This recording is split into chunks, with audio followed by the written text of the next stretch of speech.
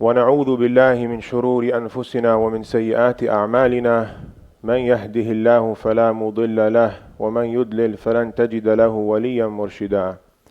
All praise is due to Allah subhanahu wa ta'ala. We praise Him and we seek His assistance and we seek His forgiveness. And we seek assistance in Allah subhanahu wa ta'ala from the evil of our own souls and our evil actions. Whomsoever Allah subhanahu wa ta'ala guides, no one can misguide. And whomsoever Allah subhanahu wa ta'ala leads astray, no one can guide. وأشهد أن لا إله إلا الله وأشهد أن محمدا عبده ورسوله. And I bear witness and testify that there is no deity worthy of worship except for Allah, and that Muhammad sallallahu alayhi wasallam is His prophet and messenger. اللهم صل على سيدنا محمد الفاتح لما أغلق والخاتم لما سبق ناصر الحق بالحق والهادي إلى صراطك المستقيم وعلى آله حق قدره ومقداره العظيم. أما بعد أوصي نفسي وإياكم بتقوى الله تعالى. Brothers and sisters, I remind myself and all of you to fear Allah subhanahu wa ta'ala. Allah subhanahu wa ta'ala, He says in His glorious book after أعوذ بالله من الشيطان الرجيم يا أيها الذين آمنوا اتقوا الله حق تقاته ولا تموتن إلا وأنتم مسلمون. O you who have believed, fear Allah as He is meant to be feared, and do not die except in a state of submission to Him. And do not die except in a state of Islam. يا أيها الذين آمنوا اتقوا الله ولتنظر نفس ما قدمت لغد واتقوا الله إن الله خبير بما تعملون. O you who have believed, fear Allah and let each person see what he has put forth for tomorrow. Let each person see what he has prepared for the day of judgment. And fear Allah, indeed Allah is all-knowing of what you do. يا أيها الذين آمنوا اتقوا الله وقولوا قولا سديدا يصلح لكم أعمالكم ويغفر لكم ذنوبكم ومن يطع الله ورسوله فقد فاز فوزا عظيما. O you who have believed, fear Allah and say what is upright. He will guide you to righteous actions and forgive you of your shortcomings. And whomsoever obeys Allah and His Messenger, for indeed he has achieved a great triumph. And whomsoever obeys Allah and His Messenger, for indeed he was successful. Alhamdulillah alladhi hadana lihada wa ma kunna lanahtadiya lawla an hadana Allah. All praise is due to Allah subhanahu wa ta'ala for guiding us to this. And if it was not for Allah subhanahu wa ta'ala, we would not have been guided to this. Brothers and sisters, we thank Allah subhanahu wa ta'ala for the blessing of being able to be joined together in the masjid on the most blessed day of the week, in the most blessed month of the year. And this is true success. This is true success. When the adhan goes off and the brother makes the adhan, he says, Hayya ala al-falah, Hayya ala al-falah. It's very interesting when someone ponders about what something means. When you ponder upon meanings of things, it becomes very interesting. Because you may be at work, or you may be shopping, or you may be doing something that seems like it is success, and then the adhan goes off and it says Hayya ala al-falah, Hayya ala al-falah. Come to success, come to success. What does this mean? I'm working right now, I'm being successful, I'm making money. No, Allah, He comes constantly to teach us true success. True success is establishing salah. True success is establishing the prayer. This is true success. That's why in the adhan we hear it 5 times a day. Hayya ala al-falahi, Hayya ala al-falah. Come to true success. Come leave off what you think is success and come to true success. If you want success in your life, you uphold Allah's laws and regulations. If you want success in this world and the next, you fear Allah and Allah will open up on you. وَمَنْ يَتَّقِ اللَّهِ يَجْعَلْ لَهُ مَخْرَجًا وَيَرْزُقُهُ مِنْ حَيْثُ لَا يَحْتَسِبُ. Whomsoever has taqwa of Allah and whomsoever is cognizant of Allah, whomsoever fears Allah, Allah makes a way out for that person. He'll make a way out for you. He'll open a door for you. وَيَرْزُقُهُ مِنْ حَيْثُ لَا يَحْتَسِبُ. And He will give him a provision. He'll give him rizq from where he had never imagined. He would give him rizq from somewhere where he had never have thought. وَمَنْ يَتَوَكَّلْ عَلَى اللَّهِ فَهُوَ حَسْبُهُ. And whomsoever relies upon Allah, Allah is sufficient for him. And whomsoever relies upon Allah, Allah is sufficient for him. Allahu Akbar. Having taqwa of Allah, number 1, coming to salah, establishing the prayer. Every time Allah characterizes a believer in the Quran, إِنَّمَا الْمُؤْمِنُونَ الَّذِينَ إِذَا ذُكِرَ اللَّهُ وَجَلَتْ قُلُوبُهُم. Indeed, the true believer is the one that when Allah's name is mentioned, إِذَا ذُكِرَ اللَّهُ وَجَلَتْ قُلُوبُهُم. When Allah's name is mentioned, their hearts tremble with love and fear. It's a nice type of fear. It's wajal. It's a nice type of fear. Allah's name is mentioned in front of a mu'min and his heart gets tingly. وَإِذَا تُلِيَتْ عَلَيْهِمْ آيَاتِهُ زَادَتْهُمْ إِيمَانًا وَعَلَى رَبِّهِمْ يَتَوَكَّلُونَ. And if the ayahs of Allah, if the verses of Allah were recited to them, it increases them in iman and faith. They feel comfort and solace when they hear ayahs of the Quran. And on their Lord they rely. وَعَلَى رَبِّهِمْ يَتَوَكَّلُونَ. And on Allah they rely. The mu'min relies upon Allah. The mu'min does what he has to do in this dunya. You do what you have to do. We're not telling you to go to sleep and say, I rely upon Allah. You wake up and you do what you have to do. But at the end of the day, I want and he wants and she wants and this guy wants and that guy wants, and Allah, He does what He wants at the end of the day. I want things all the time and it doesn't work out. Allah, He teaches me. Yeah, I'm the king. I'm the king. Allah is the king. You want, he wants, she wants, the doctor wants, the engineer wants, the PhD professor wants. What happens? Allah does what He wants. You could do whatever you want. You could try everything you want to do, and then Allah ends up doing what He wants to do. You could plan something so well, and it's not going to go the way you planned it, which is common in this dunya. You plan something to the T, and it goes opposite of what you planned. Allah is teaching you things. The believer doesn't go through experiences in life and not think about them. He thinks and takes lessons and meanings from them. He sees it didn't work out, even though I planned for this trip, I planned for this trip for so long. Ya Allah, you plan all you want. وَمَكَرُوا وَمَكَرَ اللَّهُ وَاللَّهُ خَيْرُ الْمَاكِرِينَ.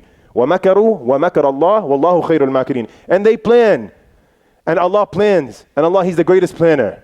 You trust Allah's plan. Allah's plan is the best. Brothers and sisters, I was, the past 2-3 days, I was observing the heat in Florida. It's getting hot. It's getting hot. And like we said, the believer, he goes through life and he doesn't just wake up and go to sleep. He thinks, he observes. And I was thinking that Yawm al-Qiyamah is a very hot day. Yawm al-Qiyamah is going to be a very hot day. And fasting is a beautiful act of worship, by the way, because fasting removes you from the fire. وَالصَّوْمُ جُنَّةٌ. And fasting is a shield. Fasting is a shield. We say, how is fasting a shield? They say it's a shield from you in the fire. It's a shield in two ways. First, it's a shield from you in the sin. Fasting is a shield. It shields off sinning. And it also shields you off from the fire of Jahannam. Because if you're not sinning, you're going to be protected from Jahannam. If you're not sinning, you're going to go to Jannah. If you're not sinning, no Jahannam. It's a shield from sinning, which means shield from Jahannam. So we want shields from Jahannam.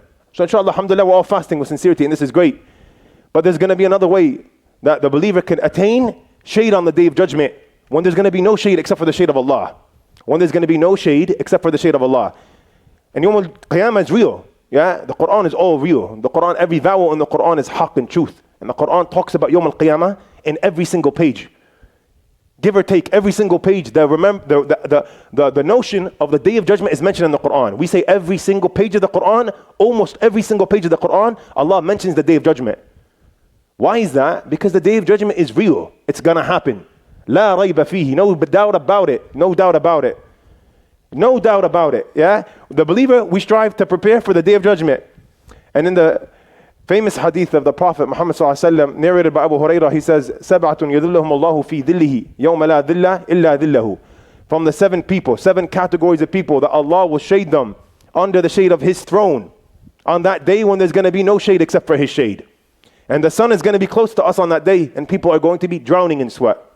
You go to the beach and you drown in the water because the water overcomes you. You're going to drown in your own sweat on the Day of Judgment. You say, how is that possible? You say, Allah, He does as He wants. You think and I think, and Allah, He does as He wants. I try and He tries, and Allah, He does as He wants. Allah, He's the King. People are going to be drowning in their bodily sweat on the Day of Judgment, and the sun is going to be so close to us.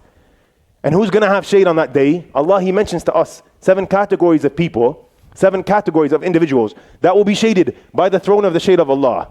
We ask Allah to make us of those who are under the throne of the shade of Allah. And the common denominator for all of these people, the common denominator of all of these people is that they fought their nafs. They went against their desire. And that's what fasting teaches us at the end of the day. Fasting teaches us valuable lessons. From the greatest lessons we learn from fasting is discipline. Wallahi, Islam is beautiful. Every act of worship in Islam comes to institute discipline. Salah makes the Muslim an army general. You have people, ex-Marines and ex-army people, they said Islam was perfect for me. It worked out perfect. It was a perfect bond. You say, why? You say, because Islam calls to discipline, the same way I was taught discipline in the Marines. Islam calls to discipline, the same way we were taught discipline. You see a Muslim that's upright, and he's consistent in his coming to the masjid, and he's consistent in his prayers, he's a disciplined individual. His life revolves around prayer. His life revolves around the 5 timings of the prayers. Salah makes you disciplined. Salah makes you mature. Fasting makes you disciplined. Fasting teaches discipline and self-control. Fasting teaches you self-control. We all want to eat. We're all human beings. We all love to eat and we love to drink water. We love coffee. We love doing things that we love. Our nafs, our bodies, we long for certain things. This is okay. But what happens? The Muslim teaches himself that he's not an animal. He doesn't just eat when he wants and drinks when he wants and sleeps when he wants. He doesn't do everything the way he wants. He does everything the way Allah told him to do. Because if you did everything the way you want, you sleep through Fajr every day, that's what you want. But no, Allah comes and He says, Hayya ala al-falah, as-salatu khayrun min al-nawm. Prayer is better than your sleep. Prayer is better than your sleep. Get up. Come to success at the time of Fajr, the crisp timing of sleep. Sometimes you wobble in bed, you can't sleep. When Fajr time comes, that's a good time of sleep. Allah tells you, get up now. As-salatu khayrun min al-nawm. Prayer is better than your sleep. Prayer is better than your sleep. Discipline. You fight your nafs, kill your nafs. And when someone kills their nafs, when someone goes through this notion of killing his nafs enough, he starts to taste the sweetness of it. When you don't give your body or your soul what it wants, you taste the sweetness of killing your nafs. Why? Because you cultivate a strong relationship with the King of Kings, the one who commands you to do this. And once you have a strong relationship with Allah, nothing else in the whole world matters. Nothing else matters. No one's opinion matters. Nothing in this dunya matters. When you have a relationship with Allah, when you have Allah on your side, when Allah is on your mind, when you're cognizant of Allah, when Allah is in your heart, nothing else matters. You won. Anywhere you are on earth, you win because you have Allah. You hear people, they like to speak about, how is this area you live in, and they complain. Brother, anywhere on earth is good for me. I'm with Allah. The believer, anywhere on earth, he's happy. He's with Allah. Allah is everywhere. Allah is with us all the time. Allah subhanahu wa ta'ala is always with us. So from these 7 categories, the first one that the Prophet ﷺ states from the 7 categories of people that will be protected by the sun on that day is Imamun Adil, a just ruler, someone who ruled justly. We said that the common denominator of these 7 categories was they fought their nafs, which is why I thought it would be nice to mention this hadith today, because fasting teaches us mujahadat al-nafs, to fight off the soul, to fight off your desire. That's what fasting teaches. You don't eat when you want, you eat when Allah tells you to eat. It's interesting because the whole day you're not eating. Maghrib time comes, now you have to eat. It's the sunnah to eat now. It's to eat now. Then the day of Eid comes after a month of not eating. And it's fard for you to eat on Eid. The same way it's fard for you to fast on Ramadan. It's an obligation for you to abstain in Ramadan from eating and drinking. And it's an obligation for you on Eid to eat. You say, brother, I want to fast on Eid. We say, brother, it's not how you feel. You're a Muslim, you submit. It's not how you feel in your heart. It's what Allah tells you to do. Allah tells you on Eid to eat, you eat. We eat on Eid.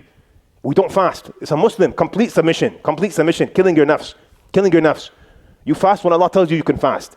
And you eat when Allah tells you to eat. Complete submission. Allah tells you and you do it. Submission to Allah and His Messenger. وَمَنْ يُطِعِ اللَّهَ وَرَسُولَهُ فَقَدْ فَازَ فَوْزًا عَظِيمًا. Whomsoever obeys Allah and His Messenger, he has achieved a great triumph. He was successful. You want success in this world, obedience to Allah and His Messenger. The first person that's mentioned in these 7 categories is the just ruler.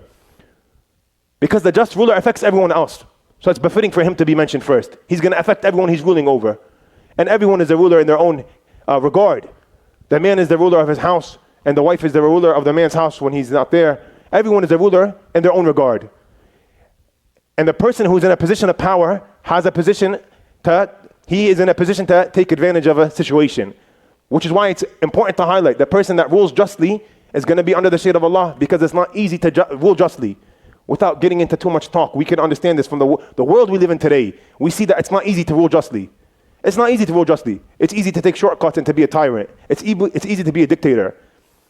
In every regard, the person of power, the person that's in charge, when he rules justly, it's a good sign. It's adil. Inna Allah yuhibbul muqasitin. Allah, He loves those who implement justice. Allah loves those who are just. And in all their actions, Allah loves the muqsit person, the one who's just. It's a sign of fearing Allah when you rule justly. Because you have an opportunity to take advantage, but you have Allah in your mind. The second one is shabun nasha'a fi ibadatillahi. The second category is the young man or woman, the young person who was raised in the obedience of Allah. The young person that was raised in the obedience of Allah. And we say, why is that? Why not the old person that was raised, or the old person that worshipped Allah well? We say the young person has all the distractions of the world around him.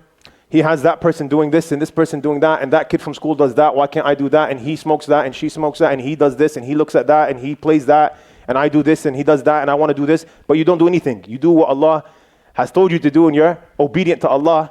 The young person is specified here because that's the hardest time for a person to do good. Later on in life, many people, Allah brings them around and they start practicing. Alhamdulillah. May Allah bless us all with guidance, But it's difficult for the person that's a young person, a youth, to be in the obedience of Allah. So it's highlighted here. The young person that's raised and he was in obedience to Allah. The young person when he could go be doing any haram.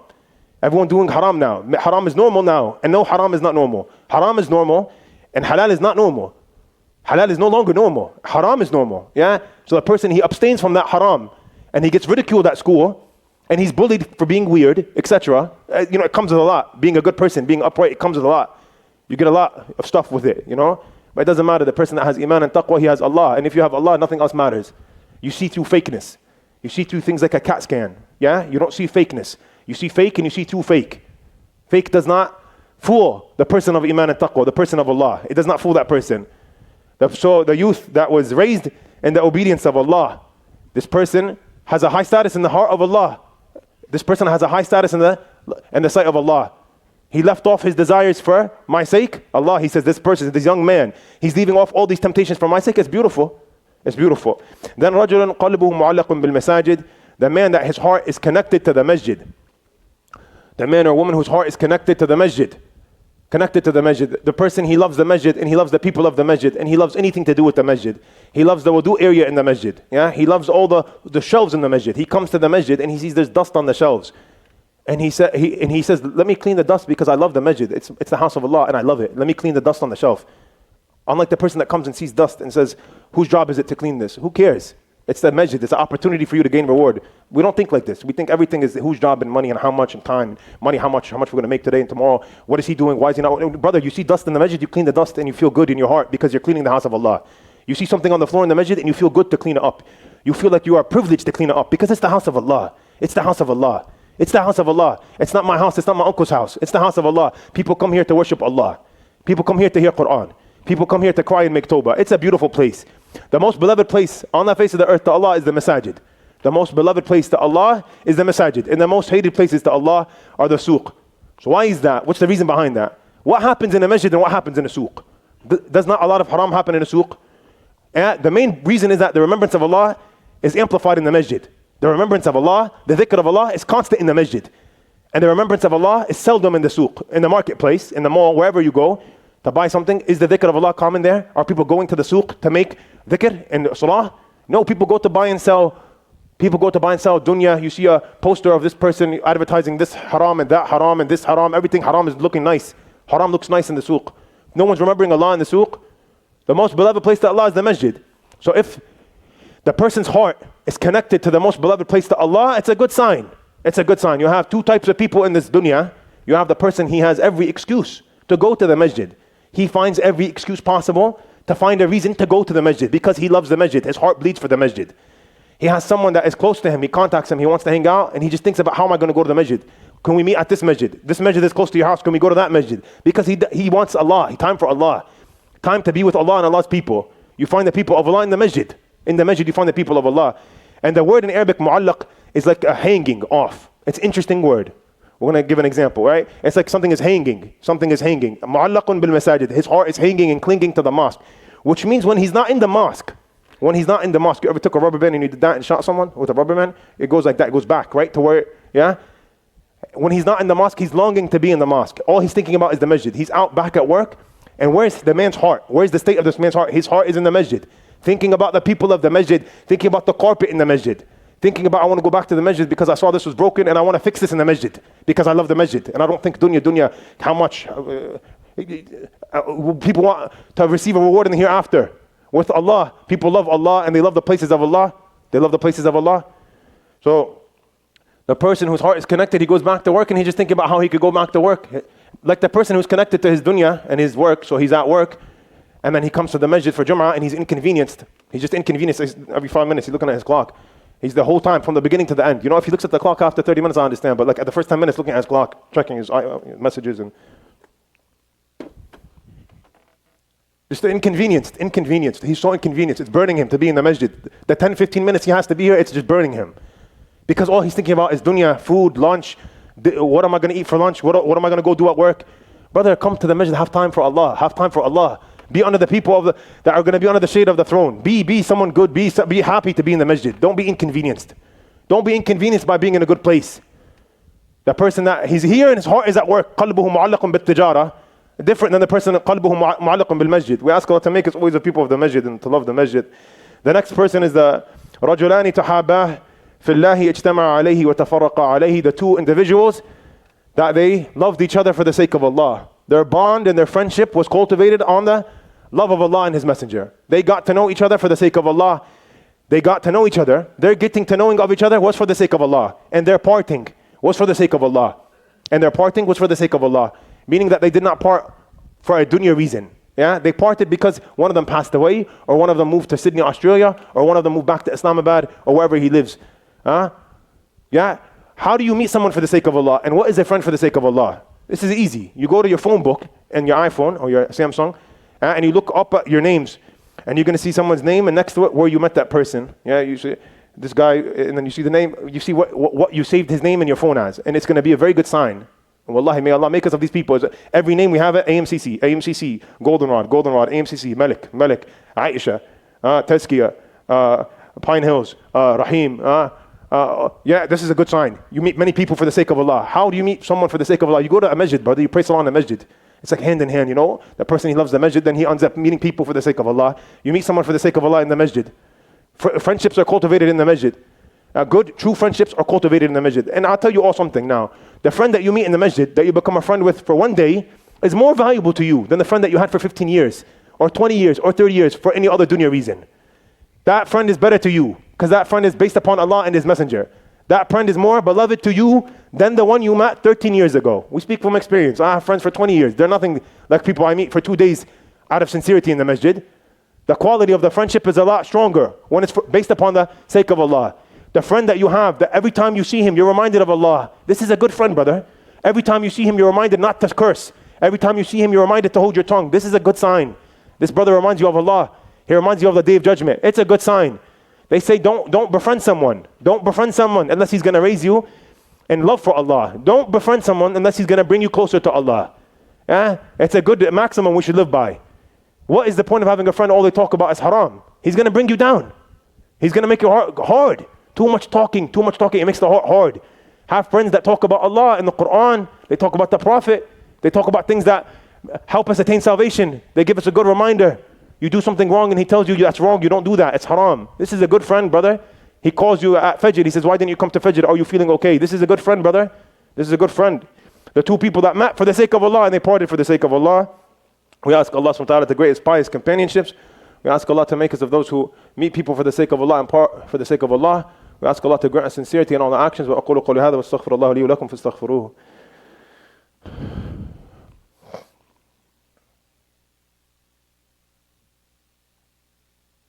الحمد لله والصلاة والسلام على أشرف المرسلين سيدنا محمد وعلى آله وصحبه وسلم تسليما كثيرا. أوصي نفسي وإياكم بتقوى الله تعالى. Brothers and sisters, I remind myself and all of you to fear Allah subhanahu wa ta'ala. The next category of individuals is وَرَجُلٌ دَعَتْهُ إِمْرَأَةٌ ذَاتُ مَنْصِبٍ وَجَمَالٍ فَقَالَ إِنِّي أَخَافُ اللَّهِ. The man that was approached by a female of high status and beauty, and he said, no, I fear Allah. He said, no, I fear Allah.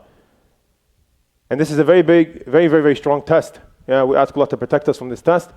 The person that is approached by a female with high status and a lot of beauty, and he says, no, I fear Allah. And this is a true mu'min. This is a person of taqwa. Because Sayyidina Yusuf was afflicted with the same trial. And he said, ma'adh Allah. He said, a'udhu billah. Ma'adh Allah means, Ya Allah, I seek refuge from the shaitan in you. Ya Allah, protect me from this.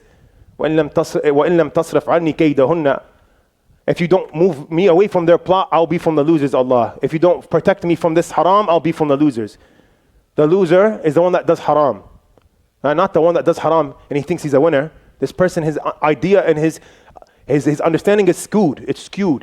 It's incoherent. It's not straight. It's not right. The one who sees haram as beautified, he has to fix his heart. Because the heart is a strong vessel. The heart is very powerful. If you're seeing haram as beautified, if you're seeing zina as a good thing, you have to fix your heart because zina is repulsive. The word zina, when a mu'min hears the word zina, he feels like throwing up because it reminds him of haram. It reminds him of darkness. It reminds him of going against the command of Allah. And the mu'min loves Allah and he wants to be with Allah. He doesn't want to go against Allah's prohibitions. Yeah, the one that he's called by haram, a tempting haram, a haram that has status over you, a haram that could get you fired. Yeah? And he says, no, I fear Allah. He says, ma'ad Allah. And this is not easy. This is the person of taqwa. Allah is on his mind. This is not by chance. The person says, Ma'ad Allah. His person has cultivated taqwa in his heart.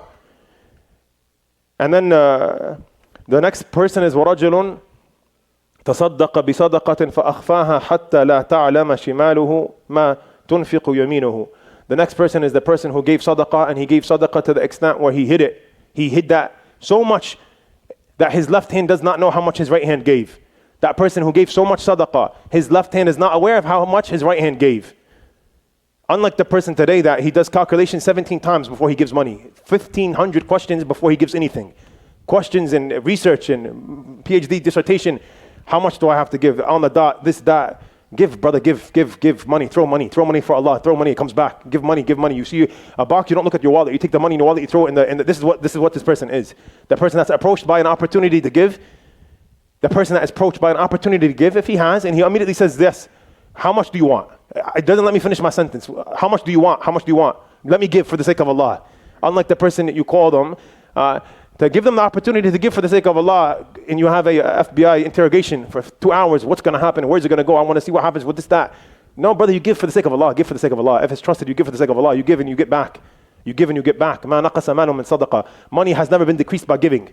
When someone gives something with sincerity, it's never decreased. It's never decreased. You have to change your psychology. The psychology has to be changed to proper Islamic psychology. Islamic psychology is when you give, you get more. When you give $7, you get $700 minimum. Yeah? And the Quran is a concise book. The Quran doesn't come lengthy. Yeah? The Quran is 604 pages. It's about 67,000 words. And the Bible is about 750,000 words. 10 times the amount of words of the Quran. So what I mean is, if Allah mentions something in detail, if Allah goes on detail mentioning something, it means that thing is of high significance. Because the Quran is concise. And the Quran mentions sadaqah for 4 pages in a row in Surah Al-Baqarah. 4 straight pages. The benefits of sadaqah and the parables of the one who gives. And the parables of the one who gives with sincerity. And teaching us to give when you give hidden is better than giving open. Yeah, give. If you give, مثل الذين ينفقون أموالهم في سبيل الله كمثل حبة أنبتت 7 سنابل. The one who gives money in the way of Allah, it's as if he planted a seed and it came and it had 7 branches, and that 7 branches had 10 ears. 700. You give 1, you get 700. So now when you give $700, you get $7,000 back. And you give with sincerity. Your left hand doesn't know how much your right hand gives. You give and you just give. And the last person is وَرَجُلٌ ذَكَرَ اللَّهَ خَالِيًا فَفَاضَتْ عَيْنَاهُ. The last of the 7 is the person that remembered Allah in a state of seclusion and he cried. And he cried. The person that remembered Allah on his own with sincerity and he cried. May Allah grant us crying for his sake and sincerity. We all want to cry. It's good to cry. Crying polishes the heart. You know, you take what is it called? Sponge. You take a sponge daddy and you scrub a pan with the soap, and it purifies the pan. You know that dirty, greasy pan, when you clean it with the sponge daddy, it cleans the pan well. That's the same way the crying does to the heart of the mu'min when he cries for the sake of Allah, when he cries due to the greatness of Allah, due to khashya of Allah, it purifies your heart. It purifies your heart. That's why the Prophet, he came and he taught us that crying is a mercy. Crying is not crying every day 5 times a day for dunya, crying for the sake of Allah, hearing something strong and crying because of it, making dua in seclusion and being close to Allah and crying because of that. Having strong sincerity, having a strong level of sincerity. We ask Allah subhanahu wa ta'ala to grant us ikhlas in all our actions. We ask Allah subhanahu wa ta'ala to accept from us our pious actions this month. We ask Allah subhanahu wa ta'ala to make us of those who are sincere in all their actions. We ask Allah to grant us the opportunity to feel the state of the fast and to understand meanings behind the fast. We ask Allah subhanahu wa ta'ala to bless us with understanding and guidance. We ask Allah subhanahu wa ta'ala to bless us with beneficial knowledge. ربنا ظلمنا أنفسنا وإن لم تغفر لنا وترحمنا لنكونن من الخاسرين. ربنا لا تزغ قلوبنا بعد إذ هديتنا وهب لنا من لدنك رحمة إنك أنت الوهاب. ربنا آتنا في الدنيا حسنة وفي الآخرة حسنة وقنا عذاب النار. اللهم اغفر للمسلمين والمسلمات والمؤمنين والمؤمنات الأحياء منهم والأموات إنك سميع قريب مجيب الدعوات. إن الله تعالى يأمر بالعدل والإحسان وإيتاء ذي القربى وينهى عن الفحشاء والمنكر والبغي يعظكم لعلكم تذكرون. فاذكروا الله يذكركم واشكروه يزدكم واستغفروه يغفر لكم وأقيموا الصلاة إن الصلاة تنهى عن الفحشاء والمنكر ولذكر الله أكبر والله يعلم ما تصنعون.